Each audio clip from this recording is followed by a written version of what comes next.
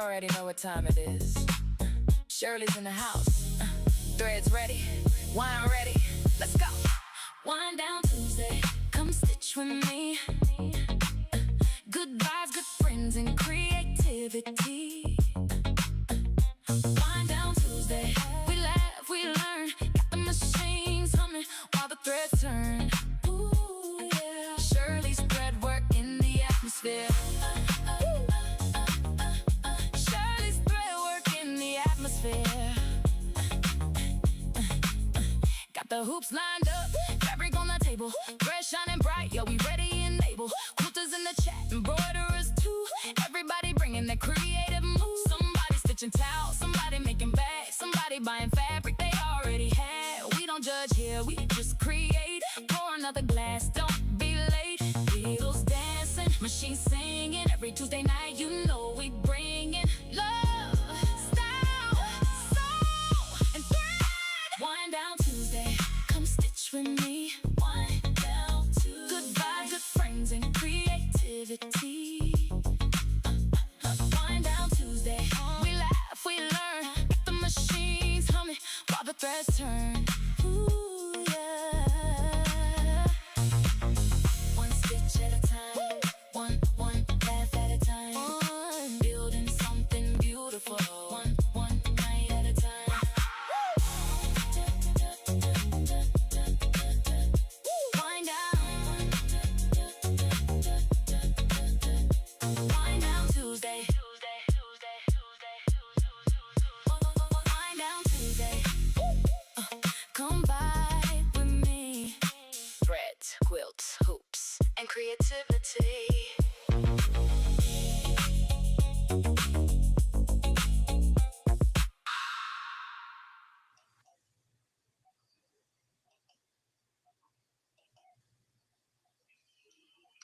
Hello, everybody. Hello, hello, hello. Let me see. Okay, gotta get on here. Here we go. Now, put me back up here.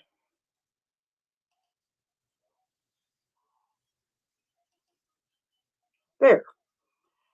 I think I got it now. Hello, everybody. Hi, this is Shirley's Threadwork, and this is Shirley's Wind Down Tuesday. And I am back from my little vacation. So hello to everybody that is out here. I want to give a shout out to everybody that is watching on Facebook and YouTube land, and also a shout out to everybody that will be watching the replay. Do appreciate your support. Thank you so much. I do appreciate it. And I see you say you can hear me loud and clear, and you can see me too.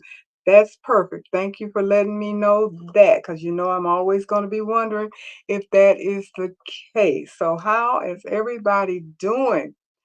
And let me see. I'm going to give a little shout out to everybody that I see in the chat so far. We have a gentleman for you. He popped in. That's my husband.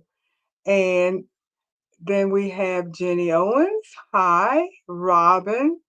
Quilt Basket. Cindy. And Becky. Becky said you missed us on Wednesday. We missed you as well.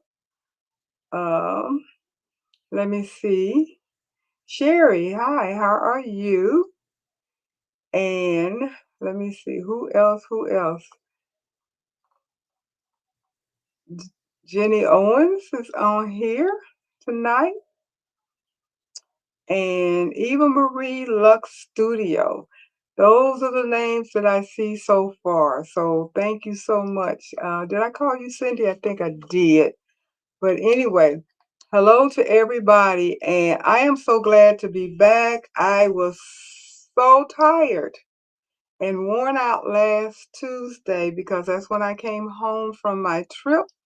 I left Friday the 10th of July, and I didn't come back until the 14th, I believe, of July on a Tuesday, and I got in late Tuesday night, so it was no way that I was going to be able to get on or do anything. So I do apologize to you guys for missing last week.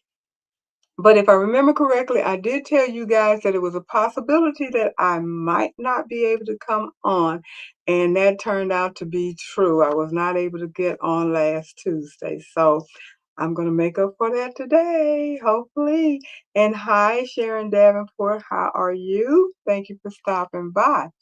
I do appreciate it. And Pretty Eyes Covington is in the house right now. So I steady have people popping in and everything. And now let me tell you, Cindy, he ain't gonna stay on, even if he's still on there. He just popped in to say hi. Knowing him like I do, I know he's not gonna stay on. If he does, that will surprise me. But I wouldn't know that because he's in the other room. I didn't even know he was on there until I saw his name pop up. And just have to tell you that, like I said, I'm a little tired because I'm trying to still recuperate from my trip. I had an amazing, wonderful, wonderful time being celebrated by my children and my family and friends and people that came by down in Orlando, Florida. They had a fun-filled almost 4 days full of activities and things to do, places to go, people to see, stuff to eat. It was absolutely amazing and wonderful, and it was be something that I will never forget. And I am so glad that I was able to attend and that they cared enough about me, obviously, to put this celebration on for me. So it was a lot of fun and something, of course, I will never ever forget. And Cindy said, "Cute hat. Thank you so much." My honey bought this hat for me, and this happens to be a bad hair day.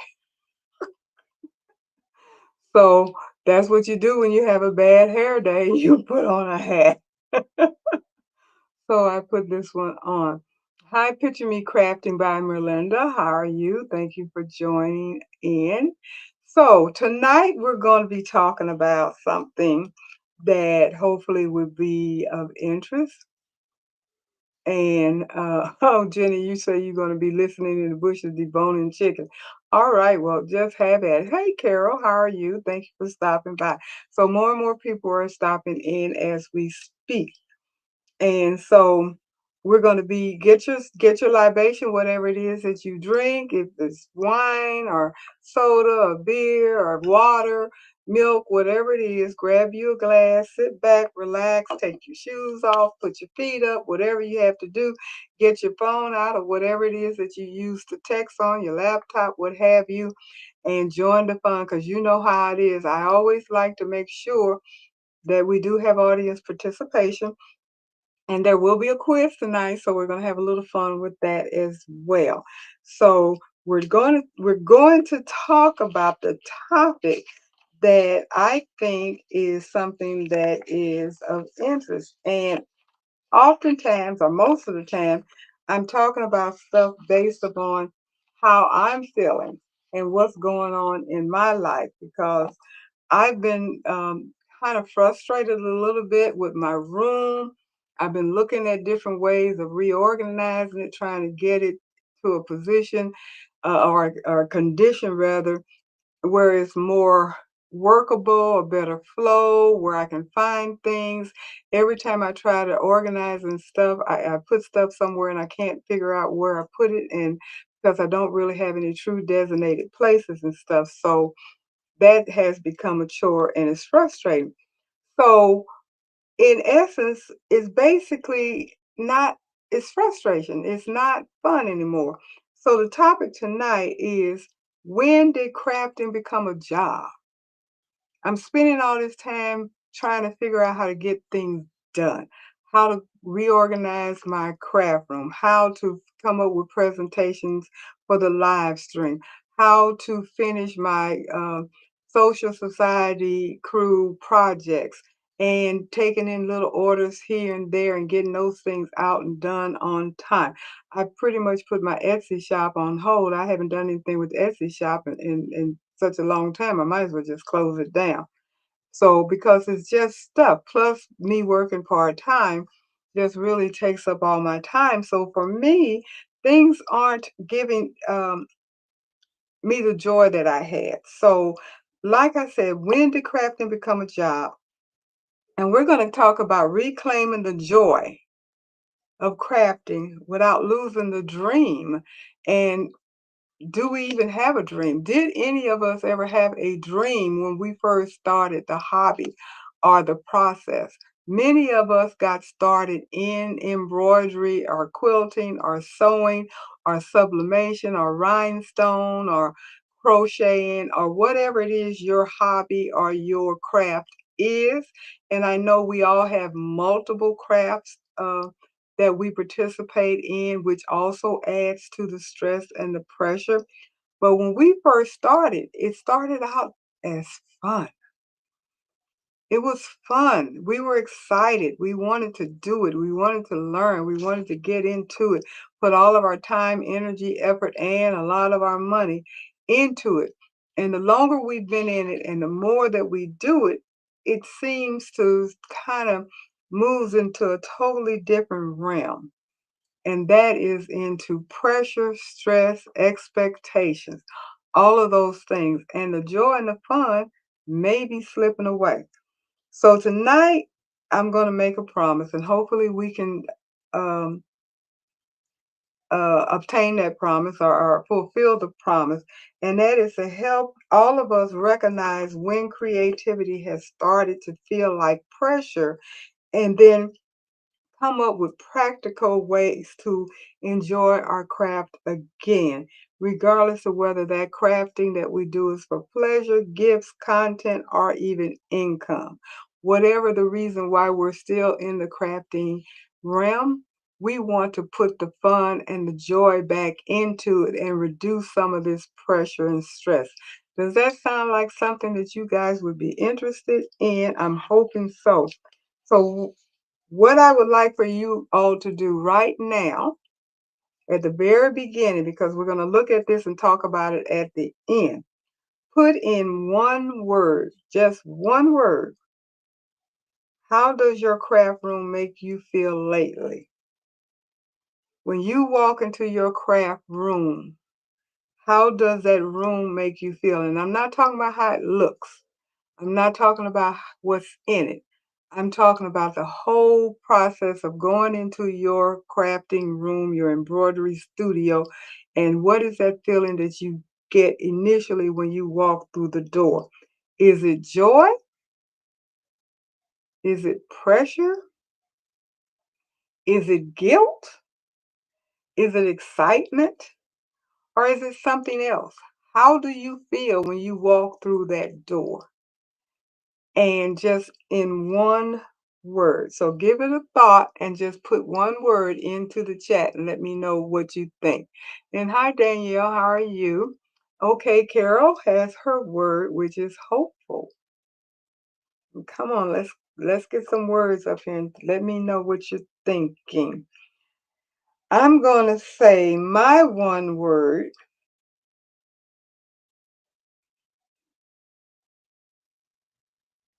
I'm thinking. I'm trying to think. How do I really feel when I walk through the door? I feel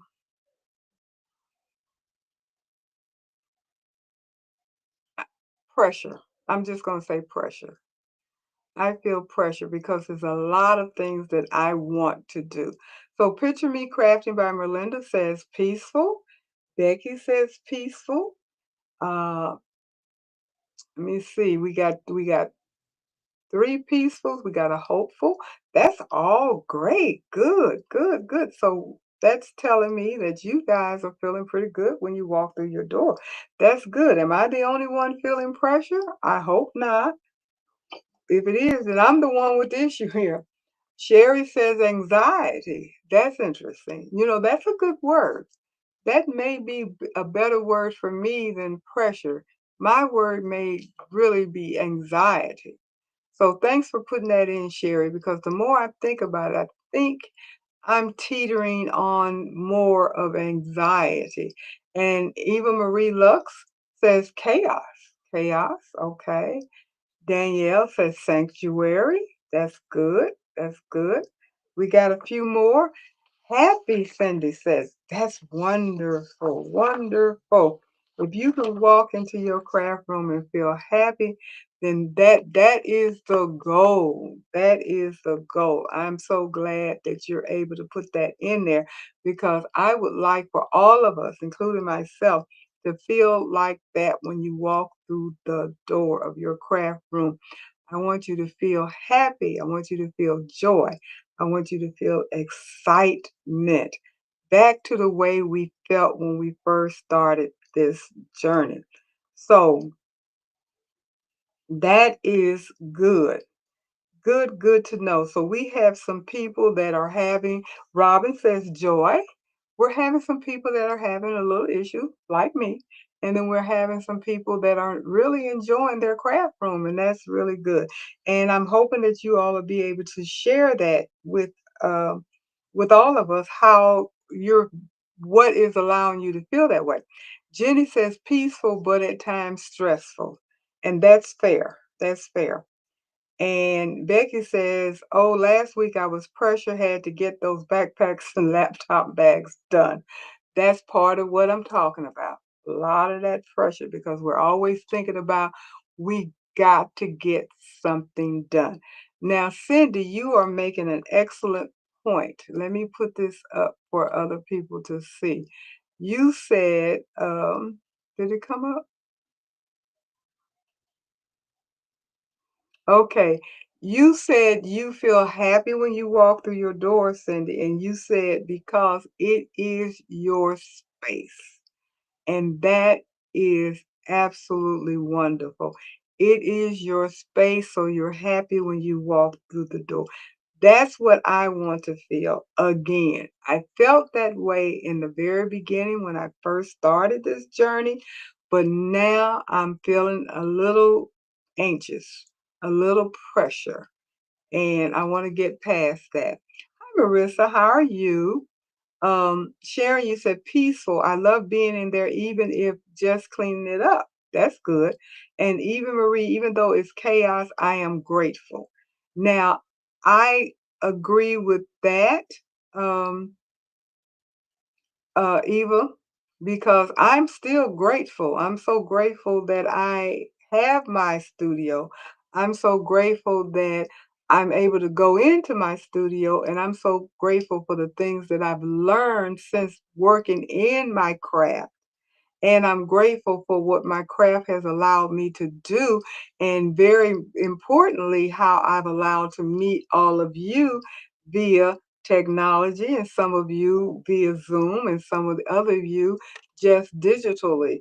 But my community has grown in this arena, and that part gives me peace and joy and happiness.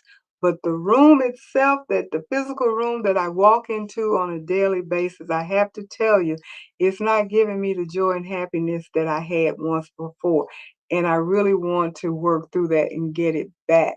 So, hi, Joyce. How are you? And Marina, how are you? Marina, you said you lost your mojo. Oh no, lost my mojo. Hopefully, I can get out of this funk. And I hope you can. I really do hope you can. And hopefully, you and I can talk a little bit offline at some point. But I understand. And Robin, you're saying that you're accomplishing some of your goals that you set for yourself. That's good. And Alina Velina, it can be a mod place. I think you're saying it could be a mad place, I'm assuming, and it can be. Definitely can be that. Okay. Yes. So we got a good variety of feelings going on here with our room. So that tells me that I'm kind of on the right track to talk about this particular topic because we do have people that are struggling a little bit trying to get their joy back without losing the dream. And again, I am definitely one of those people.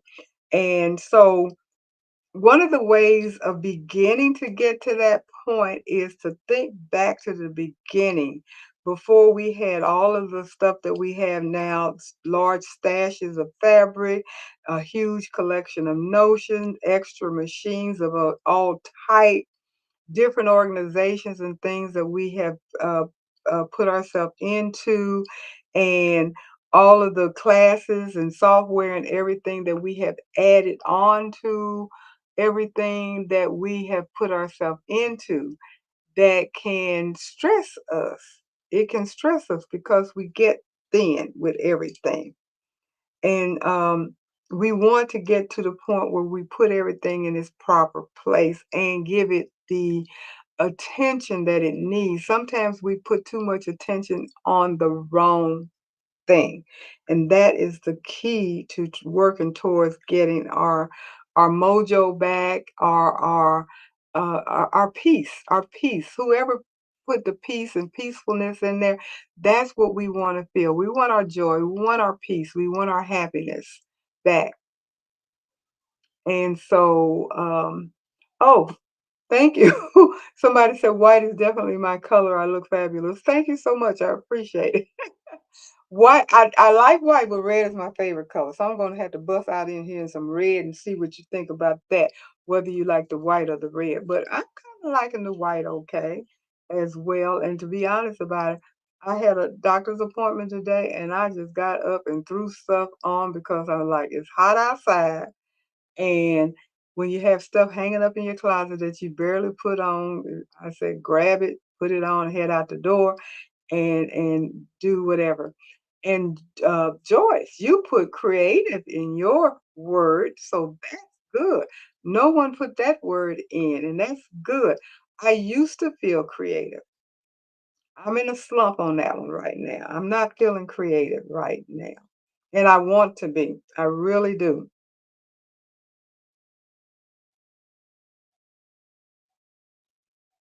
So we're going to move on and see what it is can we do to get the excitement back to us.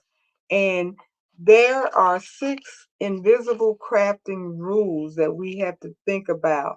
And sometimes following the rules can be a little daunting that makes us feel the way we feel when we're not feeling well or feeling happy or whatever that may be.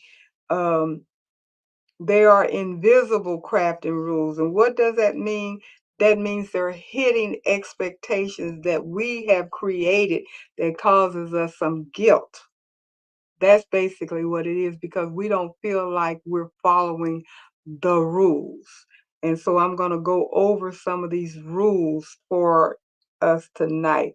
And there's no just think about the rules and just see if any of these apply to you. So who else? We have Marina. I just watched a video from Ballyhoo Design. She is cautioning um, YouTube creators and the embroidery community about a scam regarding Halo 5 machines. So definitely watch it. Okay. I hadn't heard about the Halo 5 machine, but I tell you, I have seen a couple of commercials pop up about renting machines, and that looks a little suspicious to me. And Becky, you says 105 in Texas. Oh my goodness. And Carol, you said you will add the word challenged to yours. And Danielle said, it's storming out there. Oh my goodness, I'm not gonna say anything because we get some of that bad weather too, but right now we don't have it. So as Robin say, stay safe. And Sharon, thank you for telling everybody to hit the like button, the thumbs up, please. I appreciate it. As you all know, that is a help. So let me talk about what rules the 6 rules. The first rule, the first invisible rule, or rule one, invisible rule one. If I can make it, I should be able to sell it. Now, that may not apply to everybody in here because I know there are uh, people, quite a few of you, that are not trying to sell anything. You're just sewing and stitching and crafting for pleasure, and you could care less about selling. But then I also know there's quite a few people in here that are trying to sell, whether you're trying to make a business out of it or you just feel the need of a little hustle, making a little extra money like me. So, um, if I can make it, I should be able to sell it is the invisible rule number one. But what that is, being good at something does not automatically turn it into an inventory. A compliment is not a business plan. And a joyful project does not need a price tag to be valuable. That is the solution to that myth. So don't feel pressured. And what that means, if somebody sees something that you made and they admire it, and the first thing that may pop out of their mouth is, "Can you make me one? And how much does it cost?" And there goes your pressure. Because I have to tell you, I have gotten to the point where I don't even want people to ask me to make one. I want to be the one to recommend, okay, I want to make this for you, or are you interested? Because I do kind of promote my business a little bit. I have my business card, and when I'm um, getting around people that I don't know and I have something on that they admire, I will say, "Oh, I made this and this is what I do." I'll even pull out my phone and show some of my work and stuff and all of that. So you're always thinking about, at least I'm always thinking about how to make a little profit on something.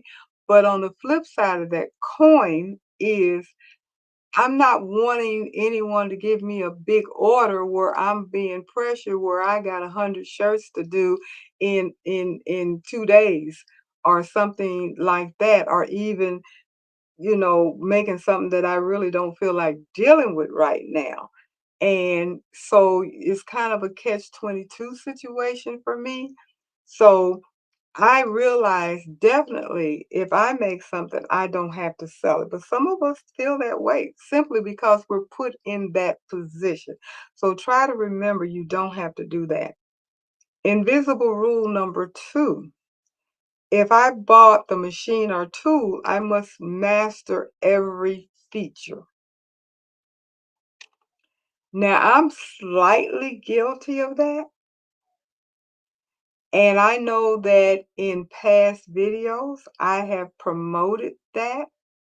And I still feel very strongly that if you have a machine that has a lot of features that can be beneficial to your crafting, that can make things easier for you, you probably should try to learn it. However, if you aren't interested in doing anything but quilting, or embroidering something simple or things like that, and you have take for instance my PR 1055 back there. It has so many features on it. My design center is a whole software package of stuff that you can do that it I've had my machine for over 5 years now, and I still don't know how to do everything on it. But I have to admit, I have pretty much tried most of the functions because I did buy the playbook, and I it comes with a little card like this, and I was looking at the playbook the other day, and I don't even think I have it anywhere near me right now, the playbook itself. But this comes and it looks like a credit card, but it's actually a USB stick with videos on it. And it shows you how to do almost every function that this machine will do to make your crafting or usage of that machine simple and easy.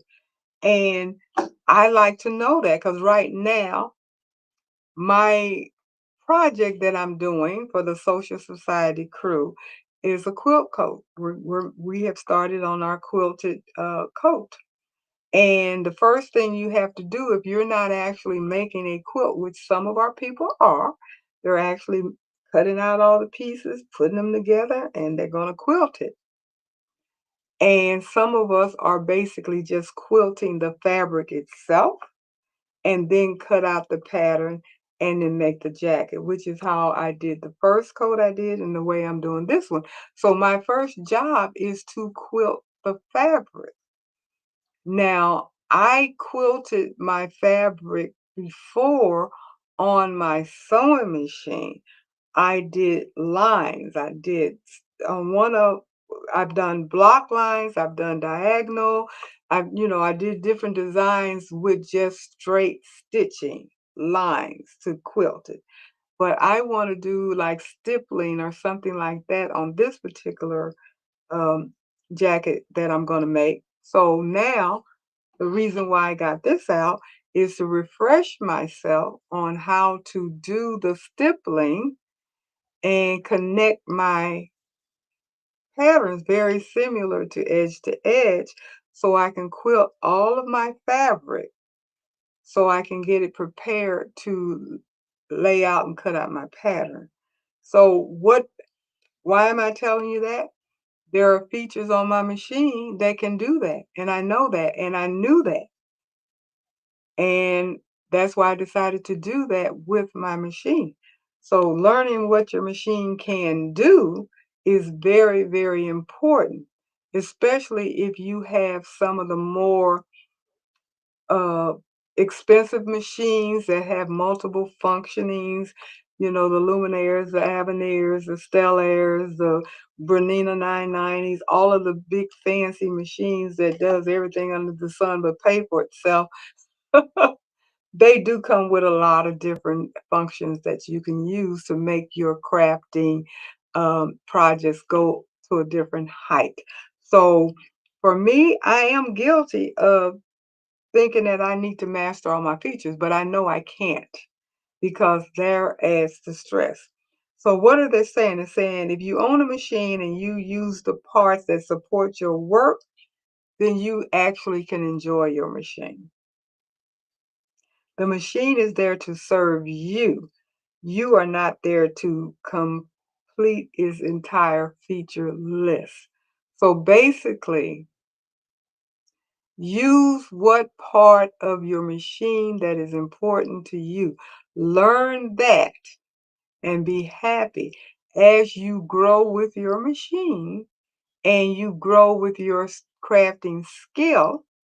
Then you will learn how to do other things. That goes for your as you can see, I got a scan and cut, Cricut. I have sublimation machine, printer, heat press. I have all of these things. And I'm kind of like a jack of all trade, master of none, because I know how to do a little bit on all of them. And I'm okay with that. If I never learn everything that I can do with my Cricut or my scan and cut, I am totally happy because what I have used them for, I'm comfortable with, and I may or may not venture way past that because it is doing for me what I got it for and what I need it to do. If I decide to learn more about it, then I'll do that as well. But I'm not going to stress myself out. So that's basically a myth about pushing yourself to learn how to use everything.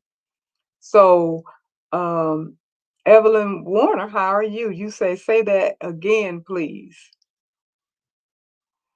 And let's see. Anybody else had a comment on that?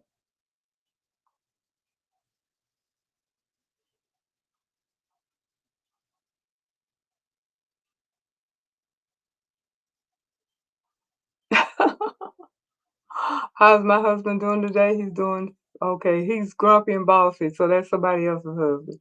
Or is that mine? Feeling okay. Talking about somebody else's husband. And Evelyn Warner, you say you have the playbook that you got with your 10 needle machine. Yes, that's an excellent resource. And Picture Me Crafty by Merlina, you said absolutely the best advice. And Cindy, that is what YouTube streets are for, learning better your skill, etc. And that is true. YouTube University is an excellent resource. It can teach you how to do a whole lot of stuff. Take the time. What I normally do, if there's something that I want to do and I don't know how to do it or can't figure out how to get it done, the first thing I would do is search YouTube and see if there are any videos on there that talks about how to do what it is that I want to do. Just be careful with that, because sometimes you have really good instructors and you have sometimes not so hot. So, be discerning with the information that you get, because I know I have looked at various different tutorials on how to do some of the same exact project. And I have to tell you, when I look at 2 or 3 or 4 different people showing you how to do something in particular, I choose the one that works for me, that is easiest for me to understand. So don't get frustrated if somebody has a tutorial up and you still can't figure out what it is that they're trying to tell you to do, because everybody can't teach. Some people can teach and some people know how to do stuff. So just because you know how to do it does not mean you know how to teach someone how to do it. So just keep that in mind. And sometimes people will do shortcuts and stuff like that that may get you in trouble if you have not learned the basics. So be discerning when you're looking at your tutorials, all of your tutorials, mine and everybody else, and pick the ones that best suit your learning style as well as what it is that you're trying to do. Because sometimes you can hit the mark and sometimes there is a miss. But the most important thing is, as I said, utilize your machine for the function that it is going to best serve you. Invisible rule number 3, and I'm extremely guilty of this one. If I started it, I must finish it. That is, I want to say a fallacy of mine, to be honest about it, because I won't move on to anything else until I've completed the project that I've started. And sometimes that can be a detriment because there's other things that I might want to do or even need to do. So that put a lot of pressure on me to get done with what it is I'm working on so I can move on to the next project. I don't like a lot of unfinished stuff because I don't know if I'm going to get back to it, or I will lose my rhythm on doing the project. And then you got to start, figure out where did you leave off and what's the next step and all that kind of stuff. So when I'm working on a project, I normally don't do anything else as far as my crafting is concerned until I've completed that project. That's not necessarily a good thing because it does put stress. So some projects finish their job before they become finished objects. They teach us a technique. They reveal what we dislike about the process, or it shows us a better direction. That lesson can be returned on the project. So basically, what it is saying is that sometimes you can start a project and you don't finish it because you realize, I don't like it, or it's too complicated, or it's stressing me out, or I realize it's not it's not what I thought it was. But then if we force ourselves to complete it, then we are forcing stress and pressure on ourselves, because if you don't like it, what are you going to do with it?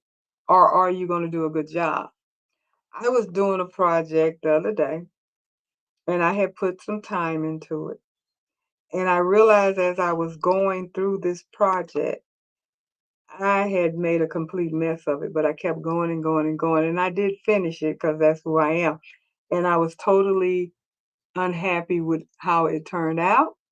I had an identical set to go with it, and I just folded the thing up and put it in the project bag, and there it goes. And it may stay there forever. It may get pitched, or I may go back and take stuff loose and fix it the way it needs to be fixed. I don't know. But what I realized is this is taking up unnecessary time because I'm not happy with the results. I'm not happy with how it turned out. It's not turning out the way I envisioned it to do.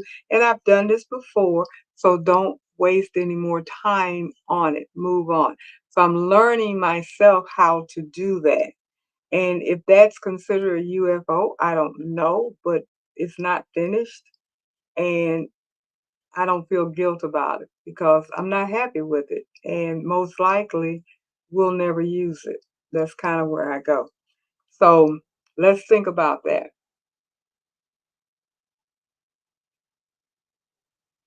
And Danielle said, I just can't keep rule number 3 in my toolbox. Rule number 3, if I started it, I must finish it. So that's not going to be in your. And even Marie said that is a skill in itself. And she says, concentrated on one project at a time. Um, and like I said, that is me 95% of the time. I concentrate on one project at a time. Rarely will I start something else. My brain doesn't work that way. Start, finish, start, finish, start, finish. I can't start here, start there, and start there and have multiple things laying around half finished. That's chaotic in my brain. But that doesn't mean that works for everybody. Decide how important this project is that you're working on. Is it worth finishing? Or again, like I said, did you learn something? Did you learn how to do a particular thing working on that project? And that's all that you needed to do. And, piecing a quilt. You may not finish the whole quilt, but you learn how to do put pieces together to get you some points. You learn how to cut out half quarter squares. You learn how to do something, but you didn't finish the whole quilt. So that's not a failure. And that really, to me, is not an unfinished job if you learn something from it and you're able to put that to good use. Rule number 4, invisible rule number 4. And keep in mind, invisible rules are hidden expectation that creates guilt on us. That's what it is. We have created guilt on us because of these invisible rules. A serious crafter keeps a camera ready. That's a joke.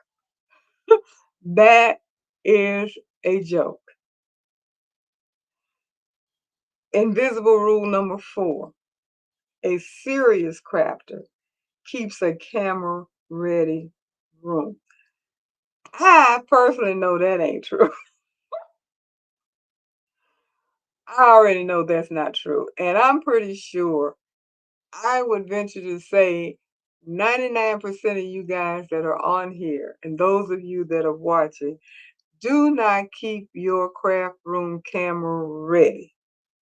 Now, you may get a camera ready before you go on air if you do that, but before you go on air when you working in that room, I'm saying 95%.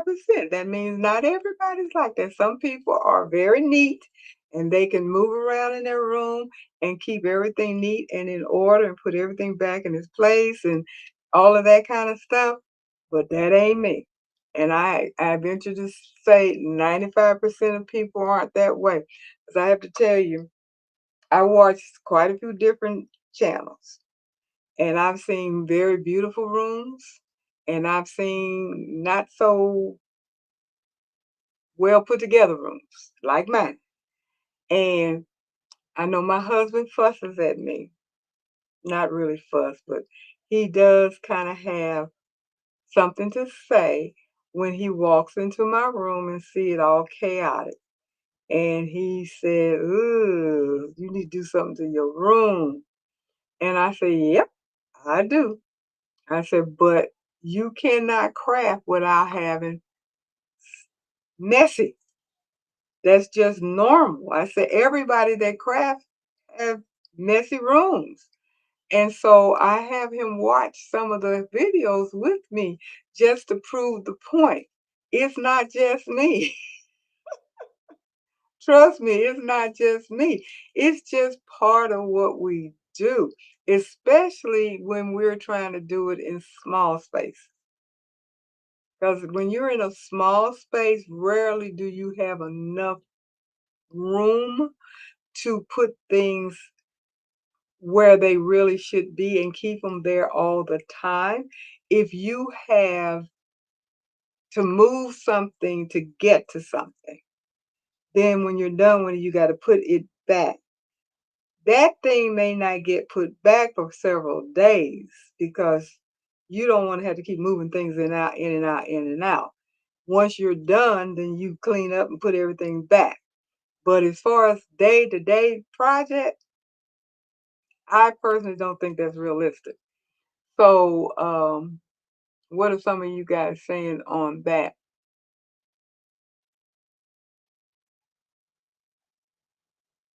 And Evelyn, you say you have enjoyed some of the things that you have learned from what you do. And Cindy, I have the junior high brain every hour switch. I know. Uh, definitely not true over here. Nope. That's talking about this room. Mine is never camera ready. And Cindy said, laugh out loud, not even 1 square foot of mine. And chaos comes with the craft, even Marie says. And I like to call it organized chaos. And I agree with that. I don't think that you can really craft without having some degree of chaos. I don't. Maybe I'm wrong. And like I said, some people can, but I'm not one of them. So what are they saying? A working studio can be orderly without looking untouched. A cutting table with work on it is not a moral failure. The real question, whether you can safely find, use, and put things away, is what matters. So Danielle says she's a messy crafter. I'm a messy crafter. I have certain places that I normally put things, but I have to admit, I do have times when I can't find a doggone thing I'm looking for. I try to keep everything that I use when I am at my embroidery machine on my embroidery machine cart. I have my stiletto, I have my applique scissors, I have my ring seam ripper, I have, of course, uh, the apparatuses that I use to change my needles. I have my needles and my bobbins on there. So, and several other things I have in little containers and stuff. So they are on my cart at all times. So when I'm over there, all I gotta do is pick it up, use it, and put it back down, pick it up, use it, and put it back down. Where I have chaos with finding things is when I move over to my cutting table. Because it depends on, I use my cutting table to lay things out, to cut, to hoop, because I'm not always using my hooping station to hoop. And so you're using different tools. You got to have rulers, you got to have scissors, you got to have marking tools. You have to have your hoops, your hoop backs. I mean, you have to have your adhesive spray or adhesive glue. I even use fabric glue sometime if I got something that I need to glue together. So it's so many different things that I may have to use while I'm at my table. So and then I have my little my wool mat ironing mat on my table and my little iron. So, it's a lot of stations on my table. So therefore, it's a lot of stuff on my table. And that's where the biggest chaos comes from. Then the rest of the room gets chaotic because I ain't got enough room to put everything I have up. So my solution to that will be to get stuff out of here I don't use. That is what I'm going to do. Um, And Evelyn Warren said, I'm trying to be better, but so far it is slow. And don't beat yourself up. Don't have that guilty rule number 4. It is the guilt that we have created. So don't feel guilty about it. You can be a little messy, just safe as it says, and try to put things where you can find them, especially the things that you need. Know where your rotary cutters, know where your fabric cutter, know where your paper cutter is, know where your tape measure, your rulers, your seam rippers, your marking pens. Those are the things that you're probably going to use all the time. Know where those things are so you can get to them. The rest of the things you may have to look for, but those are things that I know for me, I use every time I come into my room to do something. Those are the things that I use. So I need to know how and where to find those. Invisible rule number 5. Every project should be useful, impressive, giftable, or content worthy. No, it does not. Sometimes the reason is simply I wanted to see those colors together, or curiosity is a valid creative purpose. What that means is just because you make a project does not mean it's something that you will use or it would impress anybody or you can gift it to somebody. I have to tell you, I have made several totes and bags and what have you that I wouldn't give to anybody. I wouldn't sell it to anybody. But what I did do, I accomplished it because I know I finished it. And if I decide to do it again, which I'm hoping at some point I will do it again, the lesson has been learned how to do it where the mistakes were made so I can do it again and it'll turn out better. So I have a collection of things that I have made that I know I'm not going to give to anybody and I'm not going to sell it to anybody. And I probably won't even show it to anybody because I know where the flaws are. I know exactly where I made a mistake. And of course, I have things that I have made that turn out absolutely gorgeous, wonderful, and I'm very proud of. Those are the things that may get worn or carried or displayed or even shown to sell. I have, as I was saying, sometimes I will market myself a little bit, and I have gathered some of the things that I have made and carried them with me to show. Those are the things I'm proud of. The things that I know that I've made, and I have a few flaws. It's not horrible, but it's not perfect. I don't gather those things up to show to anybody because I know they're not perfect, but I did learn something. I learned that one, I can do it. 2, I have the opportunity to do better.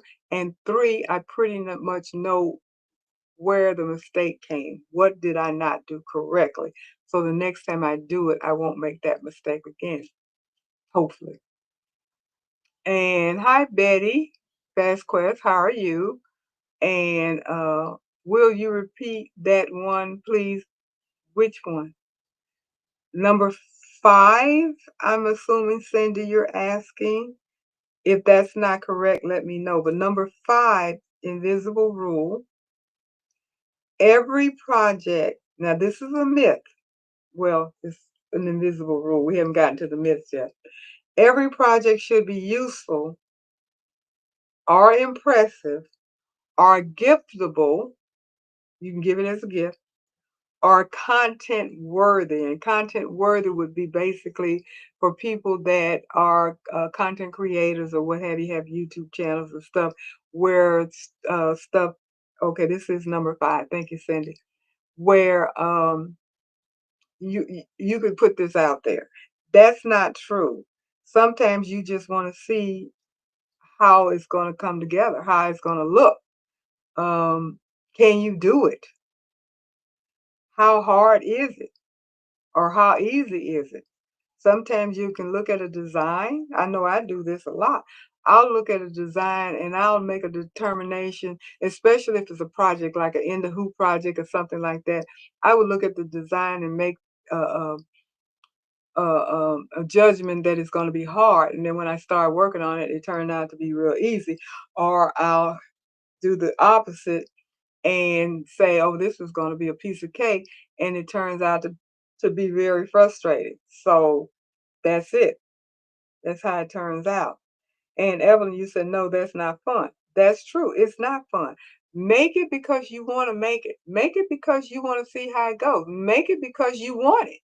And if it comes out good, good. If it turns into a hot mess, laugh about it. If you want to try it over, try it over. I've done that many times. I several things that I've done and had to laugh at it because it turned out to be a hot mess. And I said, "Oh my goodness, how did I mess this up?" Then you pitch it or whatever you're gonna do with it, start all over again. The good thing about it is you know that you made it wrong the first time, so hopefully you won't make it wrong the second or third time because you're learning as you go. You're learning.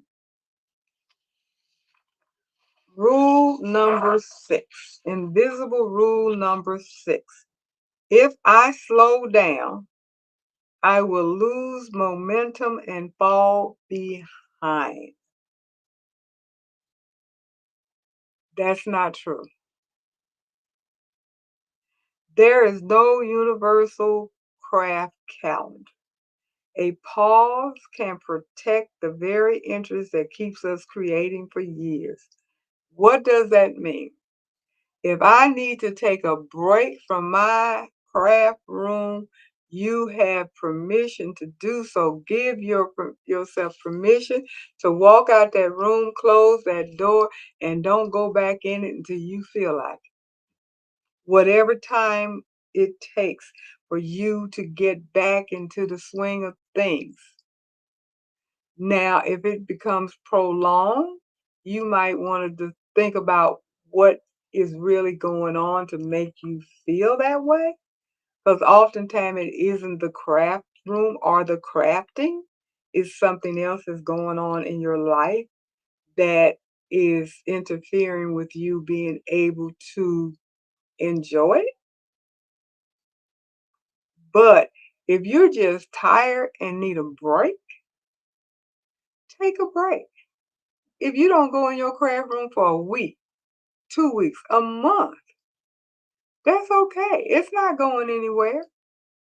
If you don't have a deadline, which is pressure and stress on something, then why are you in there?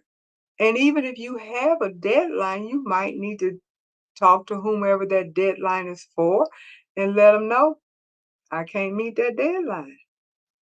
Even if it's something that you're selling, if you can't meet the deadline, let your customer know, I'm so sorry, you might have to take this elsewhere, but I just can't meet your deadline. It's too much for me. I can't do it. I'm taking a break. Whatever it takes. I know there are times when I don't come into my craft room for 2 or 3 days. There are times. Why? I just don't feel like it. I just don't feel like it. I'm not feeling it. And then there are times when I come into it every day and stay in there for hours and look at the clock and it's midnight. And I'm like, oh my goodness, I didn't realize it was that late because I'm working on something and I'm enjoying it and it's giving me peace and joy. So it just depends upon how you feel. Do not pressure yourself because there is no ticking clock telling you when, where, and how to do something, even if you do things for profit. Now, if this is your income, your job, then that's a whole different ball game. But if this is still just part of you enjoying the craft and you're making a little extra on the side or something along that line, make sure you take care of yourself first. Because if you, which is the next thing we're going to talk about, if you burn yourself out, you're not going to be any good. And I know a lot about burnout. I used to be a floor nurse. And you talking about burnout. That's true burnout. It's true burnout. So a rule can begin as a useful intention of something we want to improve, or something we want to do or finish or anything like that. But when we start having shame and guilt, then that action is no longer serving us. So just keep that in mind. When you start adding stress and guilt and shame because you're trying to follow a rule, that rule is no longer serving you. So be very mindful of these invisible rules that we put up on ourselves because nobody's putting this on us. We tend to put these things on ourselves. Burnout, as I mentioned, or is it just too much friction? Are we burned out? Or we just have too much friction, too much stuff that's going on? Sometimes we can think that we have lost our passion because of some of the problems that we have in our embroidery life. The access, the clutter, the complexity are just too many decisions.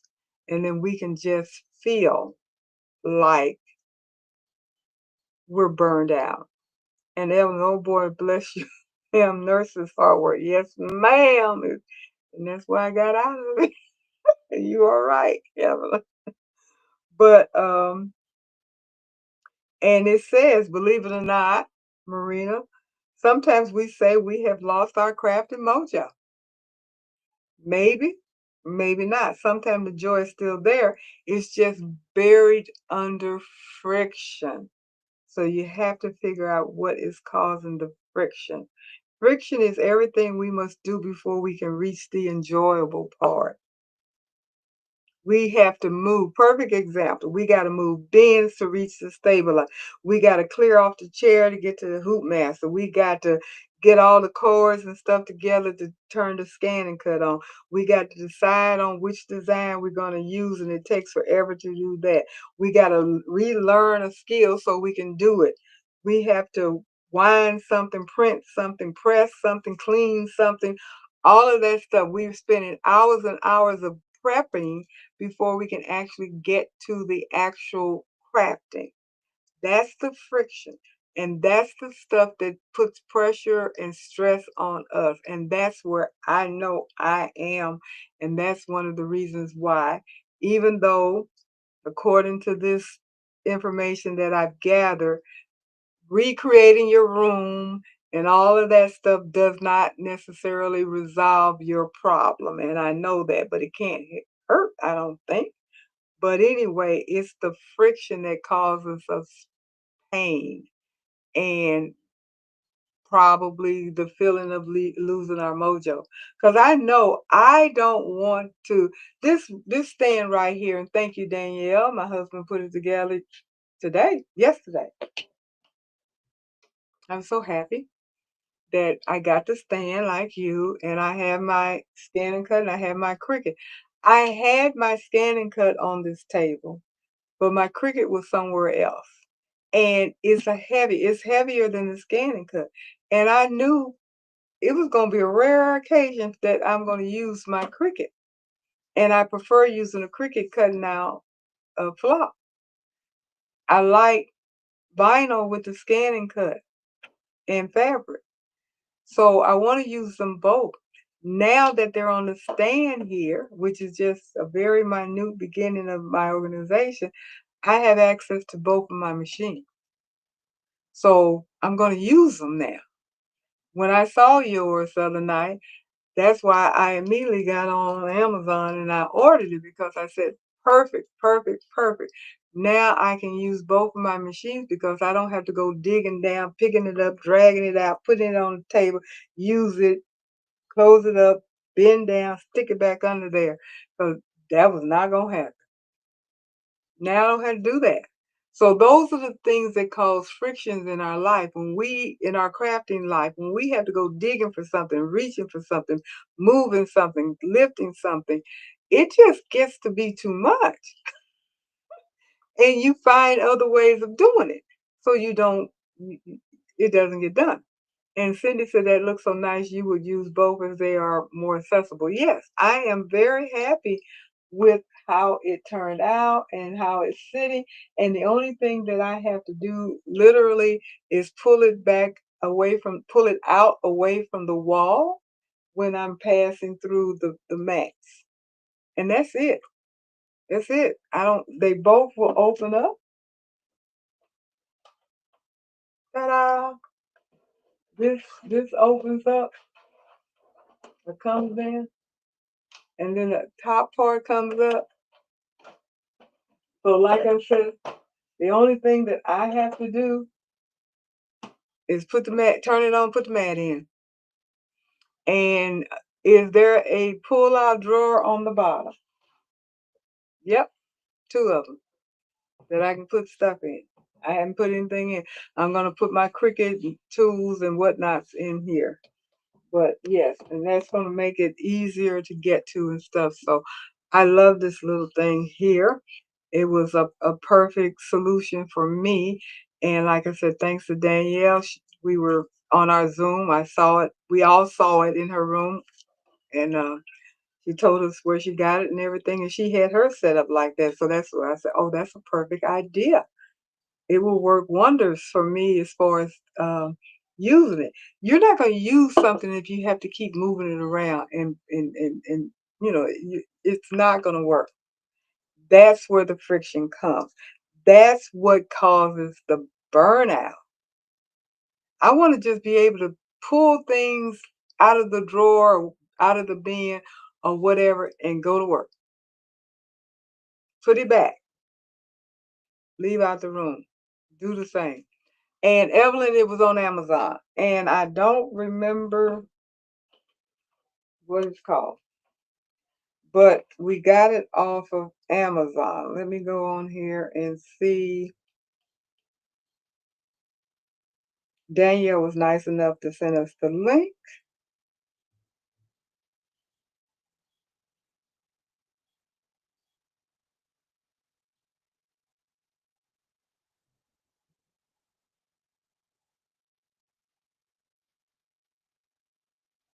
I believe it came the very next day that I ordered it. But I'm not sure. And of course, now that I'm looking for it, I can't find it. Okay. It is the VenQ stand. And it says it's compatible with the Scan and Cut and the Cricut. Let me put it in here. It is VE, what is it? NNQD.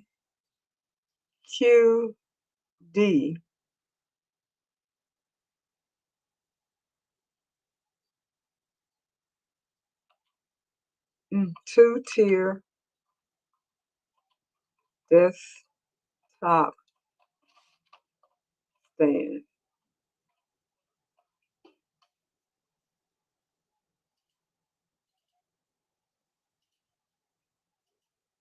So I just put it in the chat. It is the VenQD two-tier desktop stand on Amazon.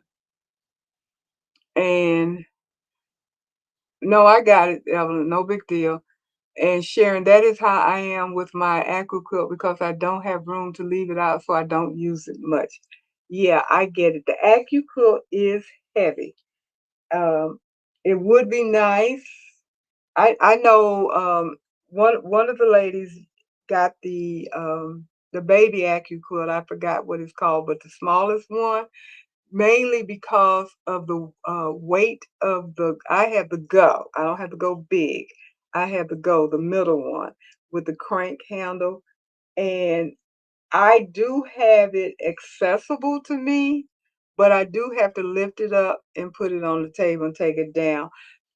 I don't feel too stressed with that because okay, it's where it's accessible for me to get all I it's at my table. I just bend down, pick it up, put it on the table, do my cutting, fold it back up and put it down. Now, if I had to go dig and push and move stuff out, it wouldn't get used either. But um, I do use my AccuQuilt for one. I'm not quilting nothing if I have to cut it out by hand with scissors because I've already learned I don't cut anything straight. And the key to having good points or perfect points is to have your one of the main things to have your material cut out correctly. If you don't have your material cut out correctly, the hopes of getting your points on point is slim. So I know for me, it gives me less stress if I cut it out. And Sharon said the go big and you have the go big and the small one. I only have the go. I don't have the go big. Doubt if I get it. I may get the small one. Maybe. I'm not sure. But I don't see myself paying that much money for the go big. And Evelyn wants the studio for her daughter. Okay, that studio. Yeah. For those of you who may not know, there is a larger one than the Go Big, which is the studio, and it's huge. It is absolutely huge. I can imagine it weighs a good ton too. I don't know. But I am very happy I got my AccuQuilt.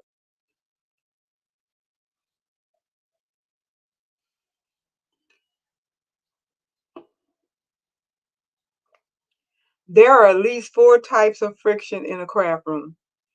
Physical friction, which is equipment that is blocked, crowded, heavy, or inconvenient to reach, is what we talked about.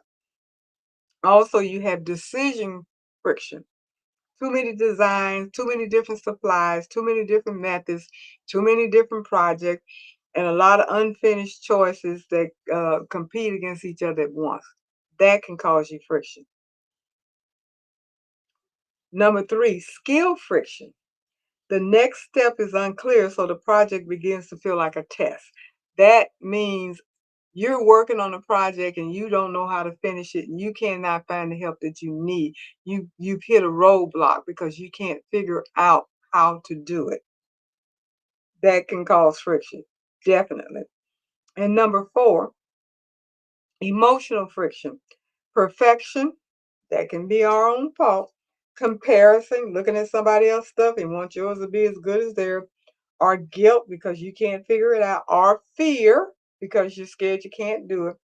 Or just wasting, you're fearful of wasting materials and whether or not you're going to make the right choice. Those things are friction. So all of that stuff is in your own head. We cause our own friction. And that can lead, burnout is something totally different than friction. So you have to decide. Burnout is just overwhelmed, too much. I'm tired. Let me go. Let me out of here. I don't feel that way, and I don't think I ever will as far as the crafting process is. I love it. And Betty, hi, are you? Hey, y'all, I got me a new sewing machine and she is excited about it and congratulations. It's always great. I'm not like even got bells. I need to get me something so I can start congratulating people when they get their new babies and stuff because I know it's always exciting to get a new machine or a new piece of equipment or a new notion or something that's going to make our experiences easier or more fun. I love it, and I know I love getting new machines until I start trying to figure out how to use it. Then you start getting frustrated, and there comes the friction. So everybody wants to know, since you opened up the door, Betty, what did you get? What did you get? Put it in the chat so everybody know what you got.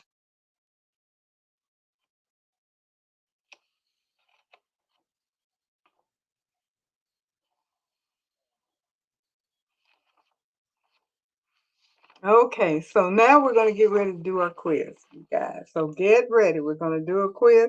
I'm going to ask you some questions. The answers are going to be A, B, C, or D, as we've always done. And how many questions are there? I think I have 8 questions.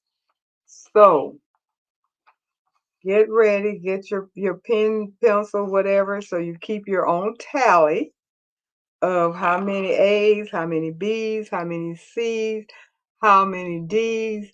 And Evelyn said we're nosy. That's why we want to know what you bought, Betty. You brought it up. Come on out. Come on out and tell them what you got. I know what you got. You told me, but I ain't going to tell them what you got. And you are excited, and I'm excited for you. So let everybody know so I can put it in the chat what it is that you got. And while you're doing that, we are going to start on the quiz. And like I said, I have 8 questions. Carol said, what did you get and what did you name it? Because I have my Janome, and I haven't named it yet.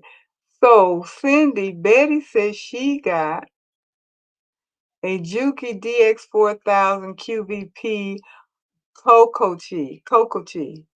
I've seen this machine. Not live, but I've seen demos on this machine. This is a bad mamma jamma here. The Juki DX4000 QVP Cocoa Chi. And you guys can look it up if you're interested in it. It is a knockout sewing machine. And you know Juki is a really good manufacturer of sewing machine. And Betty, you got a nice Juki couple of years back. So I was a little surprised when you told me you got this one, but you keep moving up. And Cindy says a powerhouse. Yes, it is. According to what I've read about and saw the demo and stuff, it is definitely a powerhouse. When I was looking at upgrading my sewing machine, I looked at that. It was outside of my price range. Didn't want to spend that kind of money, but it definitely looked good. And Betty says she named the machine Geneva. Okay, so, all right, everybody, let's get ready for the quiz. Question number 1. So the purpose of the quiz is to find out who's running their craft room right now, not forever, just in this season. And so we're going to keep track of our scores, A, B, C's, and D's, and you know how it goes. How many A's, how many B's, how many C's will determine what your um, your style, your creative style, and strength and everything are. So, question number 1: a new project catches your eye. What is your first thought? Again, a new project catches your eye. What is your first thought? A, that looks fun. I want to play with the colors. Basically, I want to do it because I want to manipulate the colors. B, what technique would I learn by making it? C, who would buy it, need it, watch it, or receive it, depending upon what the project is. And D, let me save that idea. I may make it someday. So that's your question number 1. A new project catches your eye, and what is your first thought? A is that looks fun. I want to play with the colors. B, what technique would I learn by making it? C, who would buy it if or need it or watch it or receive it if I gave it to them?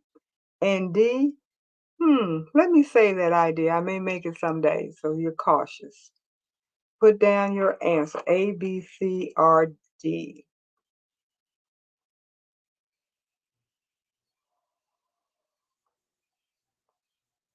Okay.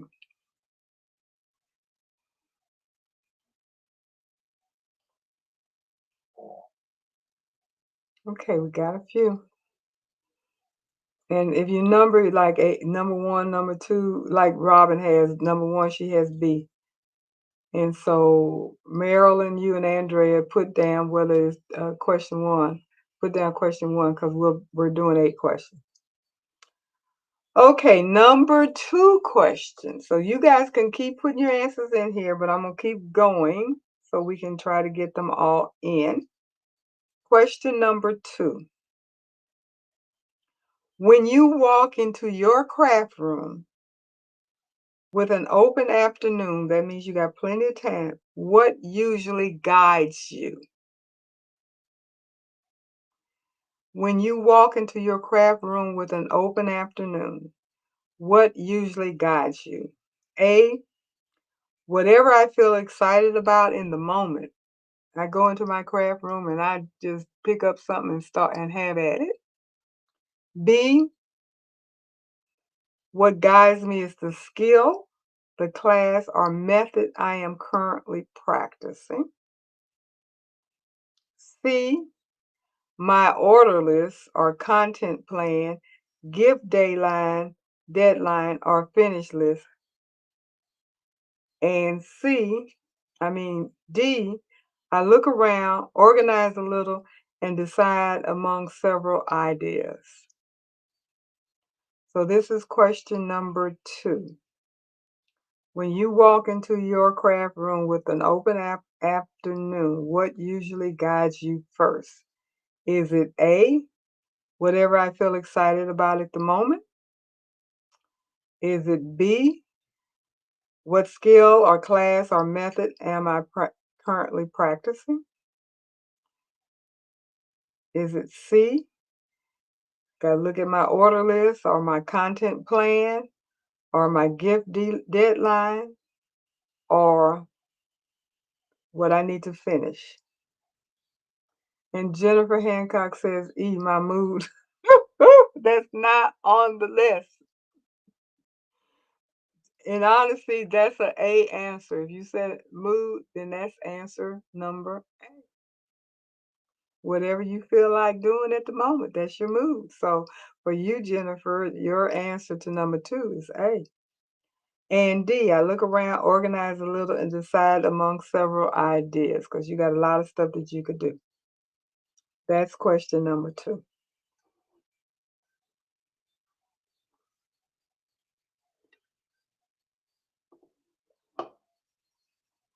Okay, let's go on to question number 3. You notice a tool or machine you have not used much. What happens next? You go into your, what is this open afternoon you speak of? Oh, that's cute. Number 3, you notice a tool or machine you have not used much. What happens next? A, I pull it out and experiment without a big plan. I just pull it out and say, let me make some. B, I find a tutorial because I want to learn it correctly. C, I ask whether using it will save time or justify what I spent on it. Or D, I keep it because I know the right project will come along. So that's question number 3. You notice a tool or a machine in your crafting room that you have not used much. What are you going to do about it? What is going to happen next? Are you going to pull it out, use it without even a plan? I'm just going to pull it out, open it up, and have at it. B, I'm going to go on YouTube somewhere, Facebook, find a tutorial and figure out how to use it correctly. Number C, I'm going to determine whether or not using it is going to save me time or justify the money that I spent on it, and then decide what I'm going to do next with that machine. And number D, I keep it because I know the right project will come along. That's the reason why I bought it. And Jennifer Hancock said after I dust it off. Yep, that's pretty much the way it goes. Okay. Question number 4. Now make sure you guys keep up with your own choices so we can add them up. You can add them up and see where we are. Who has what characteristic? Question number 4. A project is not turning out the way you imagine. What are you most likely to do? Now, I think all of us have had this happen to us before. A project is not turning out the way that you had hoped it would. What are you going to do next? A, change direction and turn it to something else. B, study what went wrong and practice the weak spot. C, redo it the way it was meant to be. Or D, where is my D? I don't have a D. Oops, it did not print out D. I only have A, B, C. That ain't cool. Wait a minute, wait a minute, wait a minute.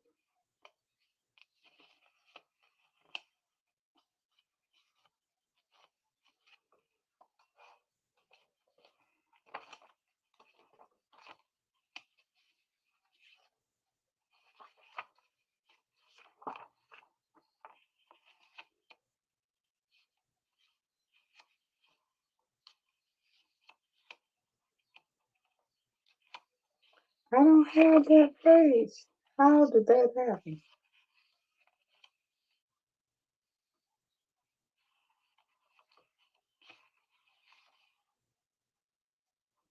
It did not print out. No, I don't have a D. Sorry. So this is a A, B, and C. I don't have a D question. So number 4, project. A project did not turn out the way you had hoped it would. What are you most likely to do? A, change direction and turn it to something else.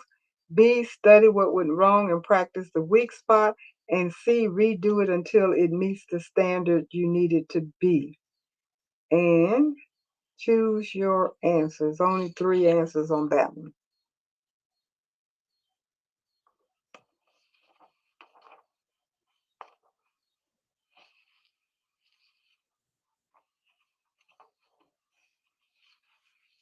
Oh, I'm sorry. I'm confused. I do have a D.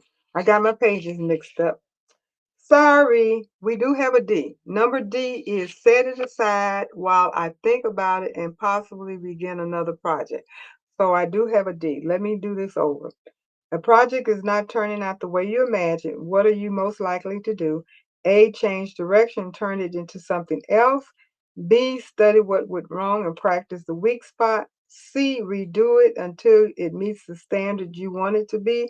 Or D, set it aside while you think about it and possibly begin another project. So what one would you do? A, B, C, or D? So I did have a D. Sorry about that. My bad.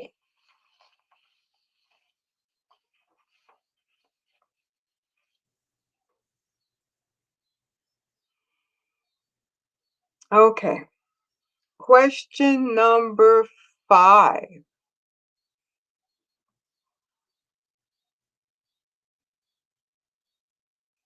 Oh, Sipping Crab it came up on your YouTube feed. Well, thank you for stopping in. I hope you enjoy being here. Brandy, how are you doing? Hope you'll come back. Um, Question number 5. How do you feel about sharing your projects online? How do you feel about sharing your projects online? Now, what does that mean, everybody says? Posting it to YouTube groups or Facebook groups, or if you are in a community group, like a Zoom group or something, showing people what you did, all of that. That's what it means by how do you feel about sharing your projects online? A, I share when I'm excited, but I do not want posting to control the project. So basically, I don't want me to have to post if I don't want to.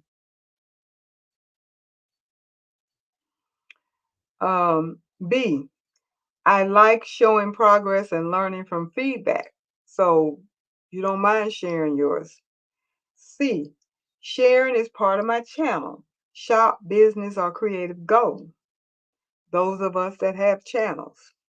And D, I save far more inspiration than I post finished work. So that's a person that does not like to show their work. They just get inspired probably about looking at other people's work. So question number 5, repeat. How do you feel about sharing your projects online? A, I share when I'm excited, but I do not want posting to control the project. I post when I want to, not because I have to. B, I like showing progress and learning from feedback. I don't mind showing my stuff. You all can tell me yay or nay. It doesn't matter. That's how I learn. C, sharing is part of my channel. So I do it. And D, I save more inspiration than I post finished work. I don't particularly like sharing my work, is basically what that means. So A, B, C, or D.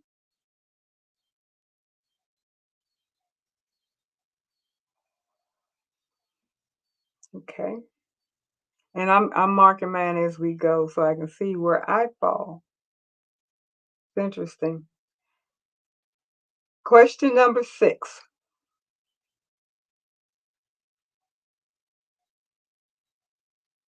Question number 6. You unexpectedly get 2 free crafting hours. Okay. I don't know where they come from. What sounds most satisfying? A, make whatever feels good for that day. So basically you have an extra 2 hours in the day.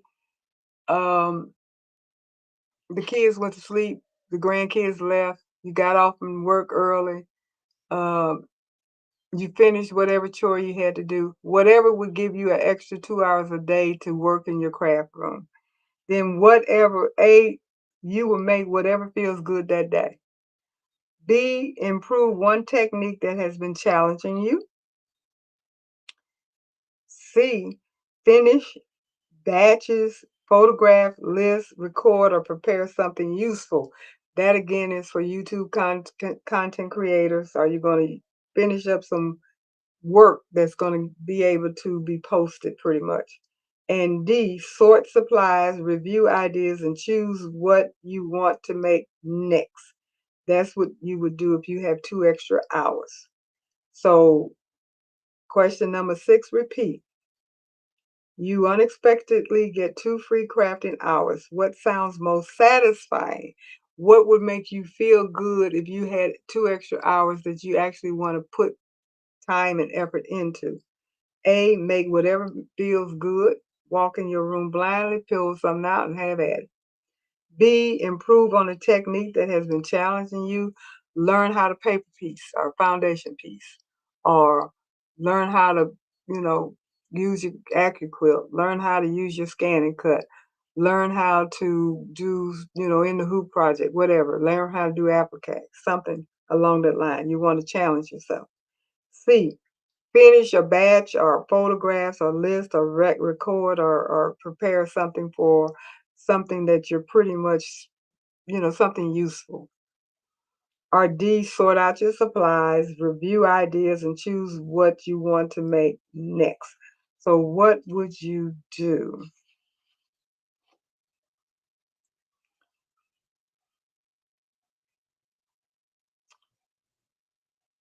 Question number 7. Someone looks at your work and says, you should sell that. What is your honest first reaction? Now, I'm pretty sure the majority of us have had this happen to us before. That's how I got into making masks way back when during the pandemic with no intention of selling anything. I was approached and said, you should sell masks. Can you make me one? How much it costs? Blah, blah, blah. So it happens. A, maybe, but selling is not why I made it. That's your reaction.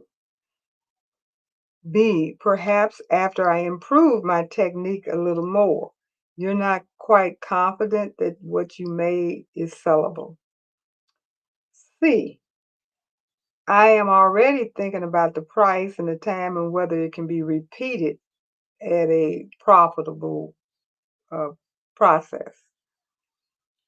D, it is flattering, but now the project suddenly feels like pressure. You made it for fun, and now people want you to start making stuff to sell. That ain't what I had planned to do. So, again, question number 7. Someone looks at your work and says, you should sell that. What is your honest first reaction? Now, that doesn't mean this is what you're going to do.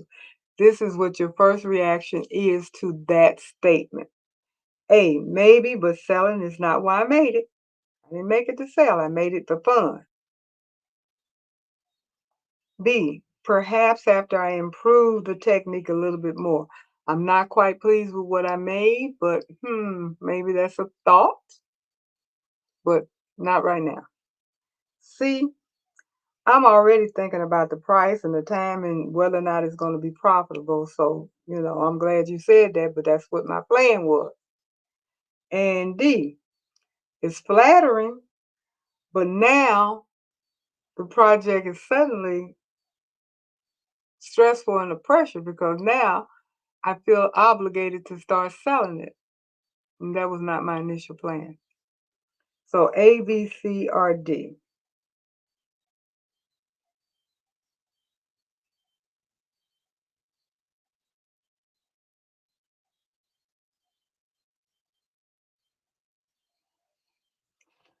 And this is the last one, number 8.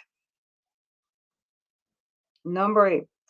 Which first frustration sounds most familiar to you right now? Which frustration sounds most familiar to you right now?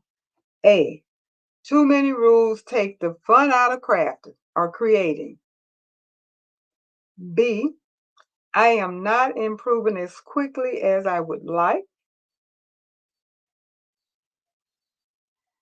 C, I cannot produce, finish, or post as much as I plan. And D, I have too many ideas and supplies and choosing is exhausting. So number 8 question again is, which frustration, we already know it's a frustration, sounds most familiar to you right now, right at this moment? A, there are too many rules that take the fun out of creating.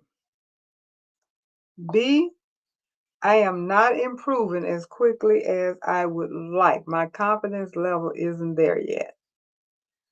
C, I cannot produce, finish, or post as much as I plan. I just don't have enough time in the day to do it.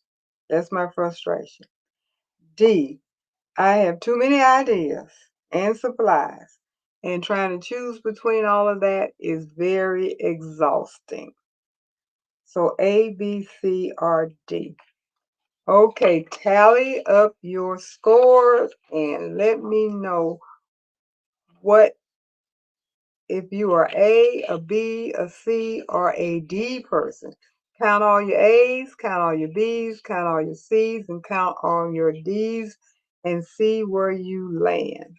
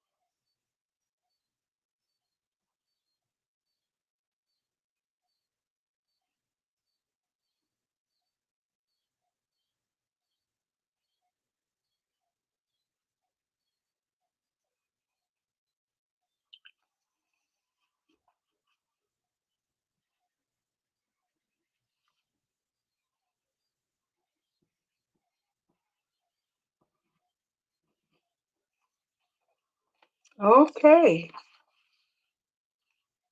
So, Robin, you have 4 A's, 3 B's, and 1 C. So you are an A. Okay, everybody tell her. Let me know what you have. Robin has A as her dominant answers. So she is the joyful explorer. You are energized by freedom, color, curiosity, and surprise. Your gift is originality. I will vouch for that. You remember that crafting is allowed to be playful. Your watch out is scattering your energy so widely that unfinished projects begin creating guilt. That means you do a lot of projects and you don't finish them and you're feeling guilty about it. Your helpful boundary is not more rules. You don't need no more rules. It is choosing one small finish that preserves the fun.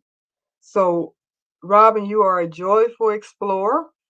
And Jennifer Hancock, you say you are A, so you are a joyful explorer. And hey, hi Leslie, how are you?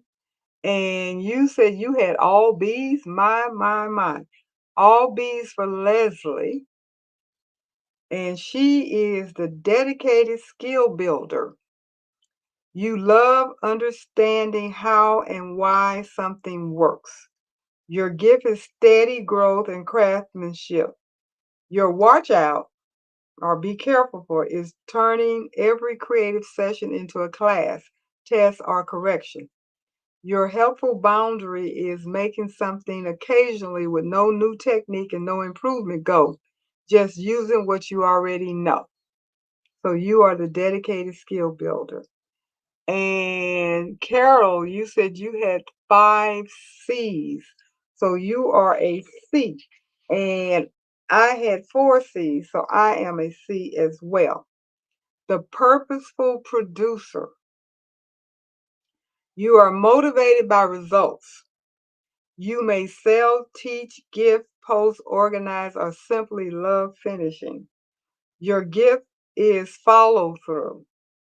Your watch out is measuring every stitch by output, money, usefulness, or audience response. Your helpful boundary is protecting one project that does not need to perform for everybody.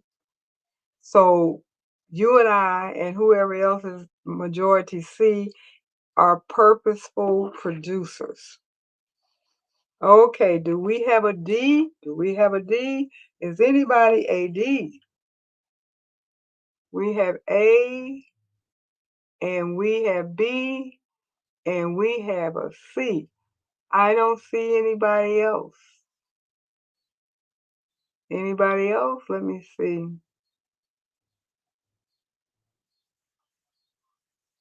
Come on, let me know what your scores are.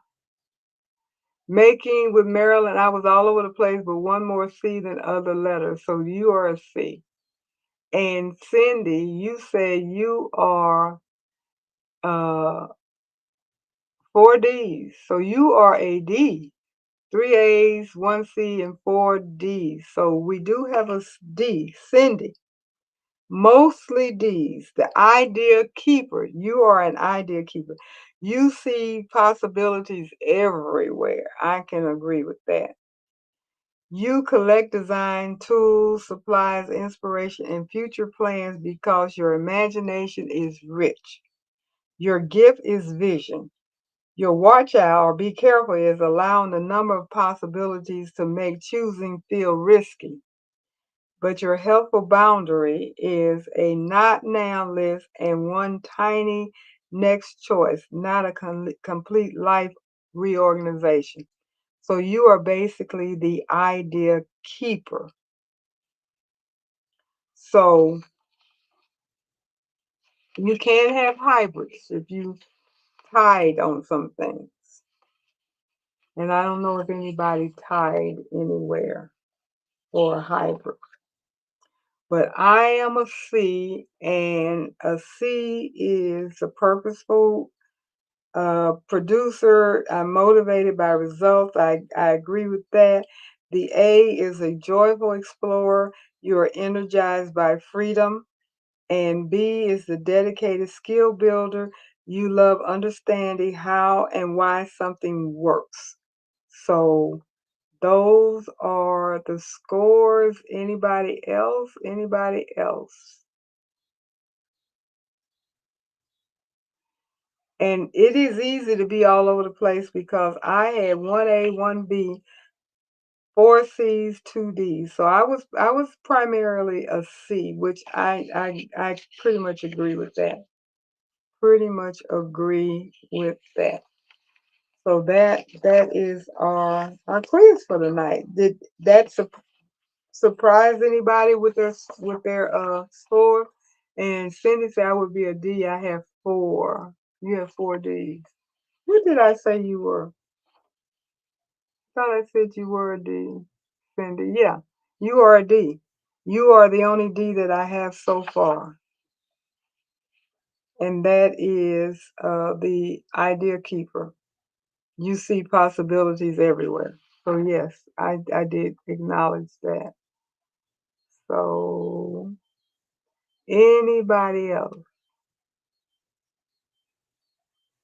Okay. Okay. Let's see. Now we have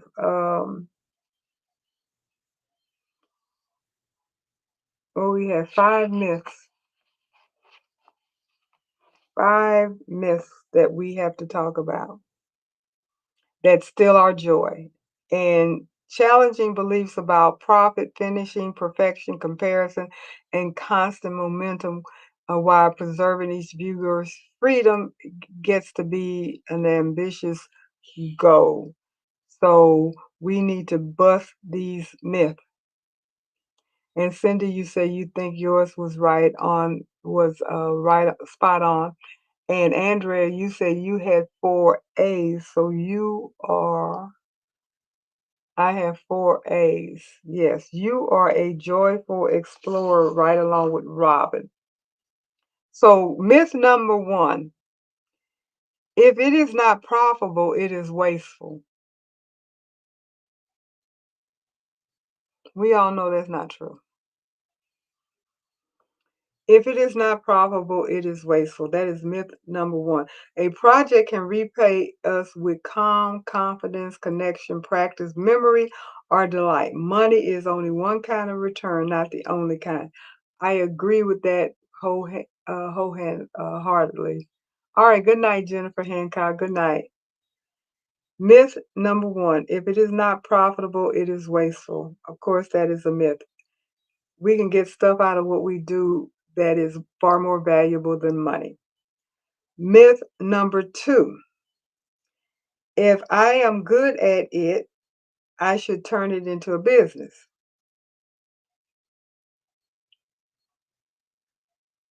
Well, I think a lot of us feel that way. I felt that way. Be honest about it. If I can do it, I can sell it. That is a myth. Skill creates an option, not an obligation. A business can be fulfilling, but it also changes the relationship with time, repetition, customer pricing, and deadlines. So, just because you're good at something does not necessarily mean you have to turn it into a business. However, however, that is an option, not an obligation. Keep that in mind.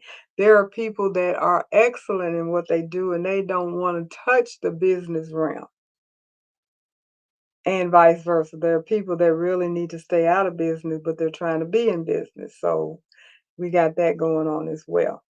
But it is a myth.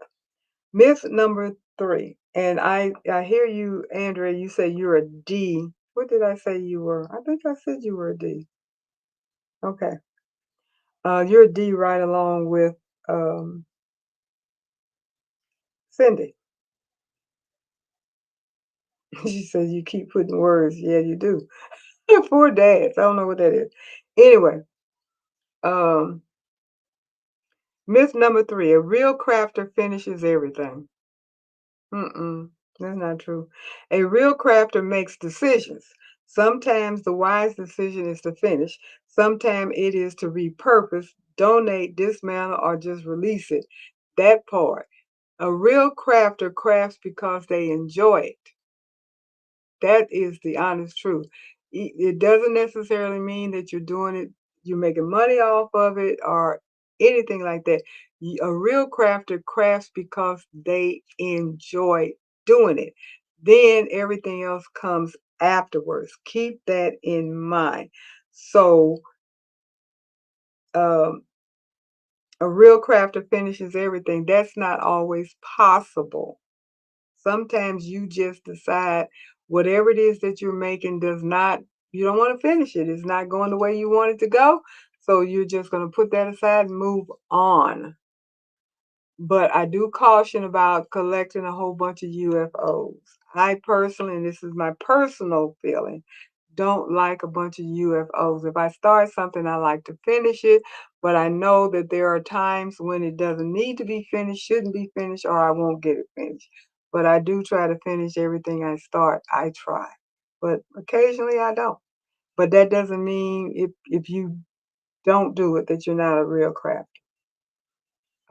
Myth number 4. Other people's speed shows what I should be able to do. That part is definitely a myth. Everybody works at their own pace, learn at their own pace, craft at their own pace, produce at their own pace. All of that, because we're all individuals. A real crafter makes um, we rarely see their full schedule. This is what other people speed. We rarely see their full schedule, the support they may be getting, the equipment that they use, or the experience that they have, whether or not their health, finances, or anything like that, or whatever they've discarded and started over. Their pace is information, not a verdict on art.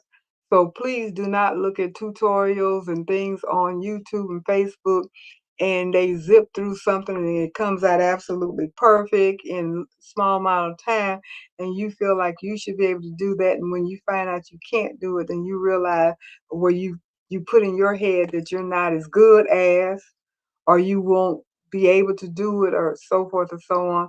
You will just be realistic. I can't keep up with Mary, and Mary can't keep up with Billy, and Billy can't keep up with Bob.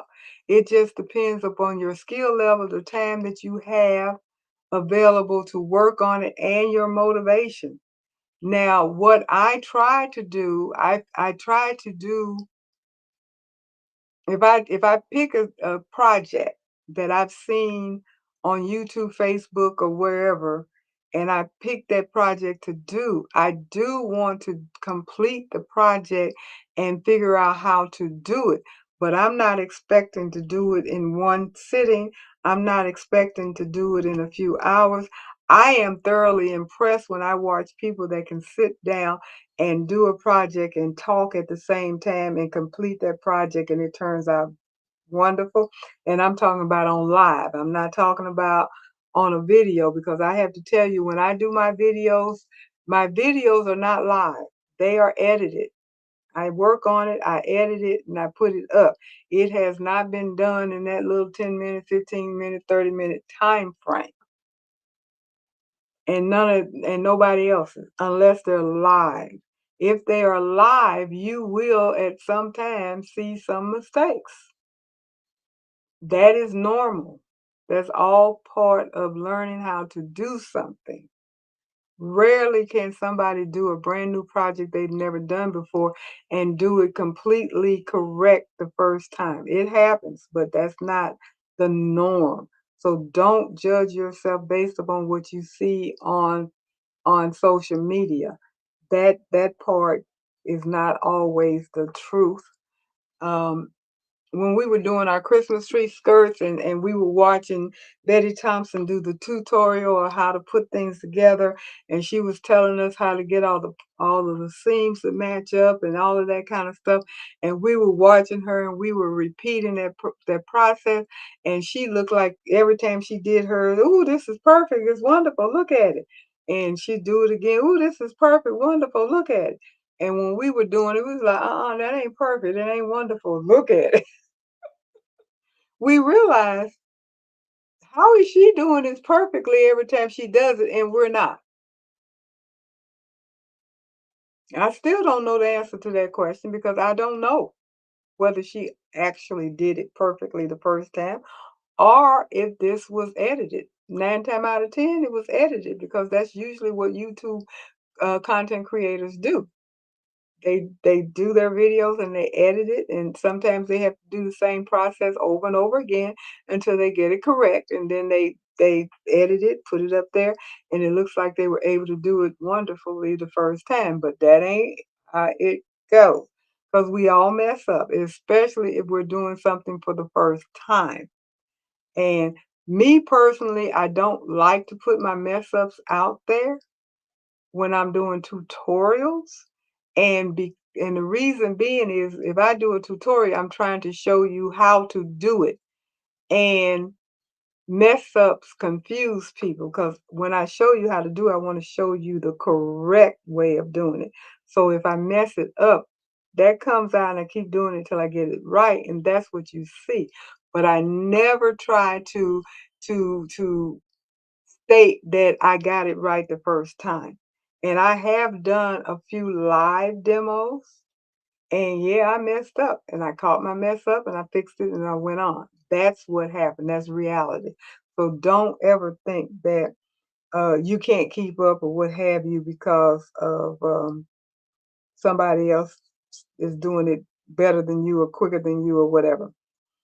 And myth number 5, taking a break means I am losing my momentum. Taking a break means I am losing my momentum. And let me address you, Evelyn. I would rather have the truth. And Eva said, yes, during the process of rebranding my channel, one of my running things was your pace and your grace. There you go. That's true. Um, Evelyn, I would rather have the truth. Let me, I guess, clarify what I was saying. I don't pretend that, and this is just me personally, I don't pretend that when I put something up and I go all the way through the tutorial and there are no mistakes, I'm not pretending that I did it perfectly. What I am showing you is how to do it step by step. This is the step, this is the step, this is the step, and this is how it's going to turn out. I never say that because I usually have um, if you've ever watched any of my videos, I have transitions. I'll do something, then I'll transition to the next thing. I'll transition to the next, and I transition to the next. Those are breaks. What those breaks really indicate is there's some editing that has occurred. This is the next step, and this is how it's going to look, and this is how it's going to turn out. But never, ever have I ever said I can go straight through and do something and never mess up. Nope, because that's not possible for me. Usually, if I'm doing something brand new that I've never done before, I've done it at least twice before I would even attempt to make a tutorial on it because I want to make sure I understand the steps. And my rationale, maybe it's not the right rationale, but my rationale is I want you to see the steps and the correct steps so you'll be able to um, copy that. Now, I've watched people do tutorials. That's how I learn how to do certain things. And I watch it over and over and over if they get to a step that I'm confused on. And that's my purpose. I want you to see that step. Look at it over and over if you need to until you figure out how to do it. If I show you my mistakes, that can confuse you because you saw me do it this way. And now I'm doing it that way. And you may be wondering, well, which way was right? I was following it, then I got lost, I got confused. So that's why I don't do it. And because I've watched videos like that, and that's what has happened to me. I've seen people make a mistake, and then I'm trying to figure out, well, what's the right way to do it? I see the wrong way. Now what's the right way? But anyway, that's my explanation. Um, So let me get back to myth number 5. Taking a break means I am losing momentum. That's a myth. A break can interrupt production, but it can also restore attention. Creative longevity is more valuable than forcing output until we resent the room. I can attest to that. If I'm tired and I'm working on a project, I promise you, I'm gonna mess that up. If I'm working on a project and I get tired, that's a messed up project. So I either will not start it or I will stop.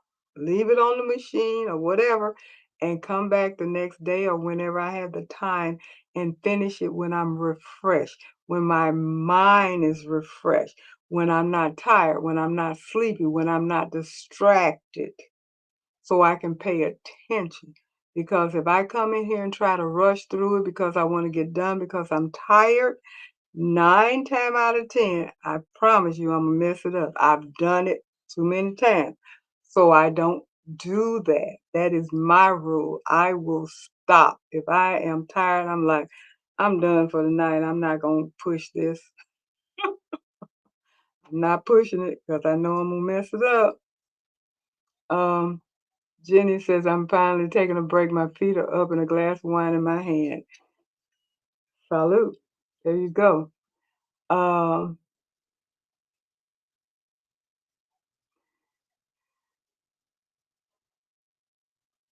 And Evelyn Warren said, that is the truth. Yeah. Enjoy your wine. Cindy said, if an error happens and someone shows or speaks on how the mishap happened and discusses the fixes, I think highly of them. Yes, and I agree with that. And Sipping Crab, yes, indeed, I have learned to either take a nap or go to bed. Yeah, I agree. Now, I don't know. I was doing a demo on stitching on a hat one time. I have it. It's on YouTube, and I was live. Was I live? I don't know if I was. I don't remember if I was live or not. But I made a mistake, and I said, "Oh, that's wrong. I made a mistake," and I corrected my mistake, and I kept going. I didn't get embarrassed or whatever because mistakes happen. Mistakes happen and it's a natural thing. But if I'm preparing a tutorial and nobody's in the room with me but me, and I'm going through the process and I make a mistake and I got to stop and do it over, take it loose, whatever, and all that kind of stuff, I don't put all that stuff in my video. I will indicate, you know, be careful on this and be careful on that and watch that. That's because I learned through the mistake that I made. So that's my way of trying to keep somebody else from making the same mistake that I made. If I make a mistake, I will indicate, now you got to watch this part real quick because it could be tricky, and make sure you do X, Y, Z because I just learned how to correct that mistake. So that's just my style on that.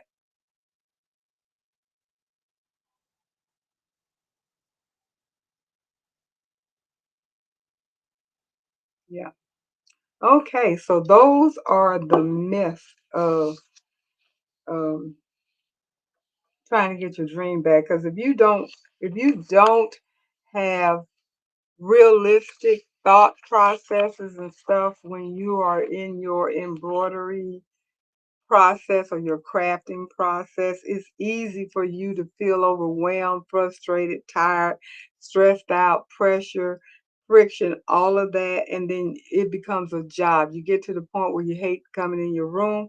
And I don't ever want to get to that point. And I'm hoping none of us ever get to that point where we don't want to come into our room because it is just so overwhelming to us, and whatever it takes for us to get past that and reclaim our joy, that's what we need to focus on. So keep these myths and these rules and all that stuff in mind and just go in with a thought that I'm going to go in here and have fun.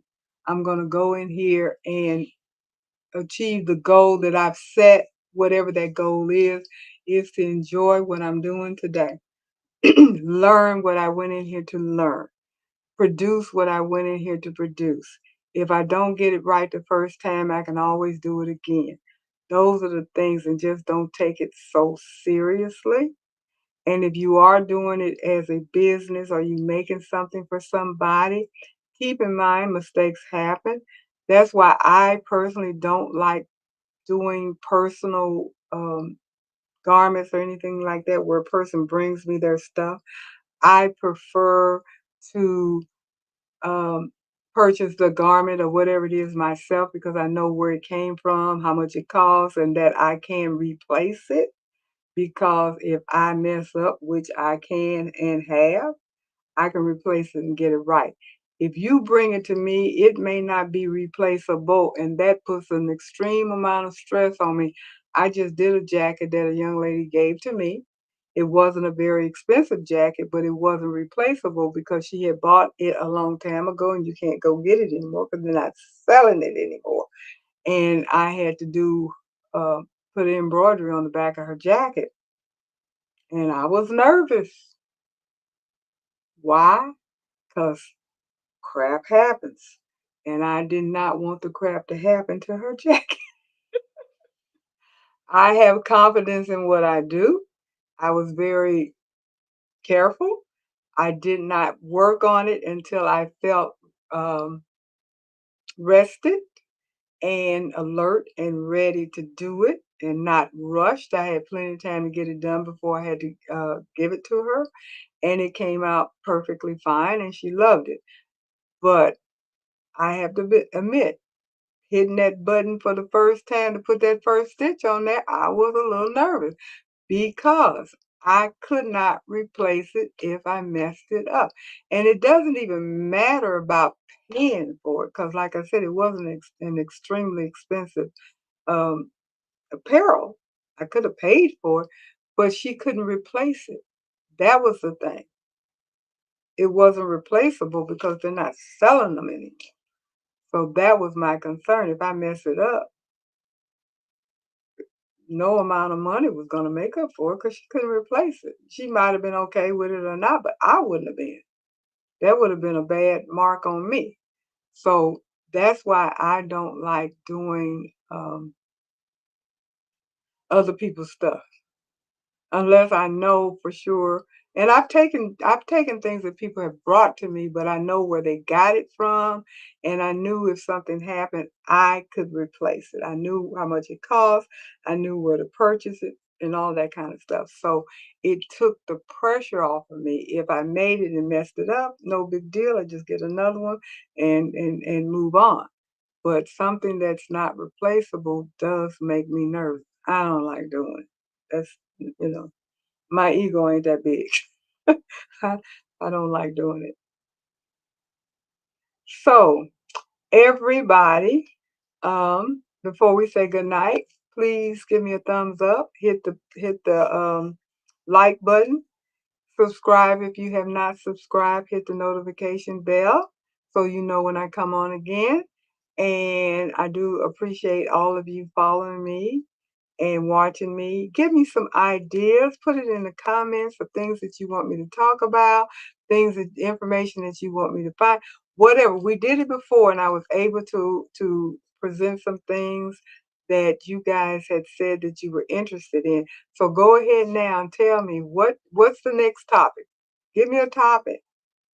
Give me several topics and let me know. Um, yeah. So give me a topic for another presentation. Everybody drop something in the comment right now because I will take it and I will consider it and go from there.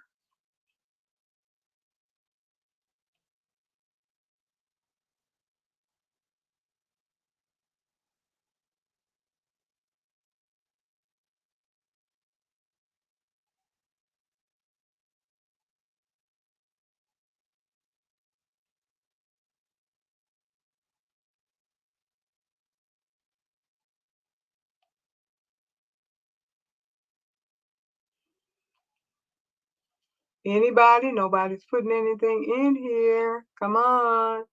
Help me out. Give me at least one topic. Somebody, Danielle, Jenny, Carol, come on. Cindy, who else? Sipping Craft. I'm calling you out. Evelyn, Eva Marie, making it with Marilyn. Come on, come on. I know there has to be something, Leslie, something that you guys may be interested in, that you want to ask questions about or know a little bit more about, that you would like for me to discuss or talk about. So if you don't mind, drop something in there. Let me see. Jenny's thinking. And good night, Robin. And yes, we will be having our Zoom tomorrow night for all of you guys that do the Zoom. How to change your style as a creator, pro or not. Um, how do you decide when or why you should sell one of your unused machines? Okay.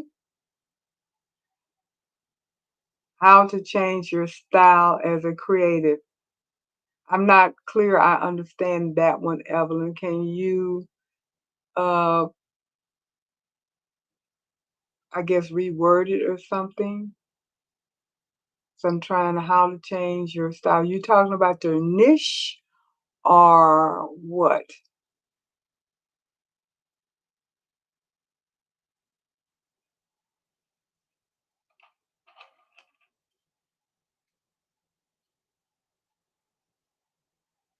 Getting ready for the next season.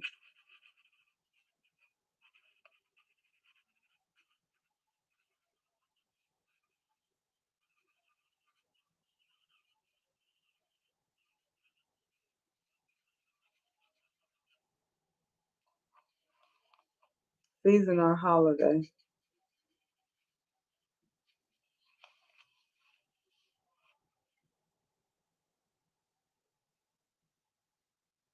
Okay, what are the different ways?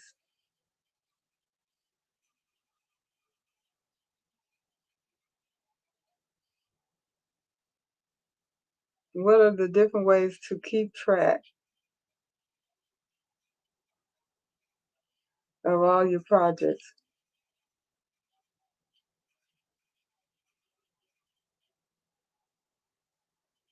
Projects you have made? Okay. And when you should sell a used machine?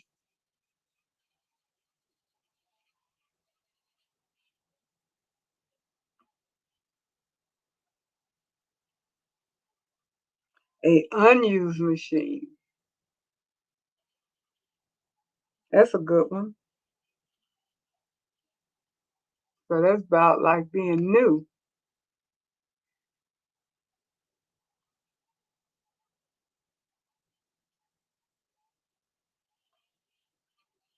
Keeping a crafting journal.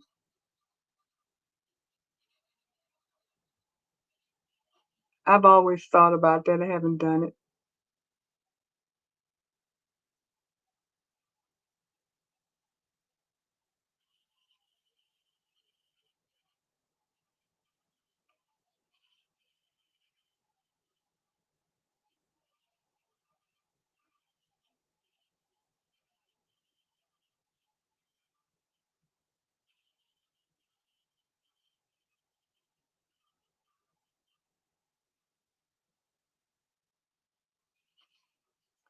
Subscription boxes.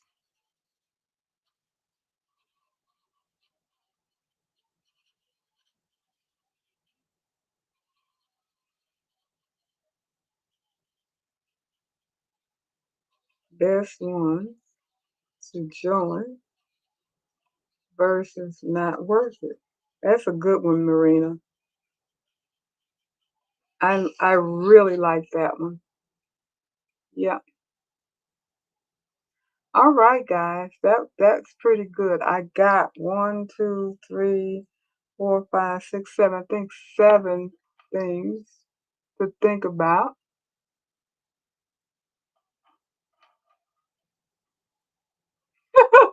Carol, I'm not selling my, but you use your 10 needle. You said unused machine. So Cindy said, I like the little talks about Fred that you give us. Fred's my friend. Fred has advanced, so he's even a little better now.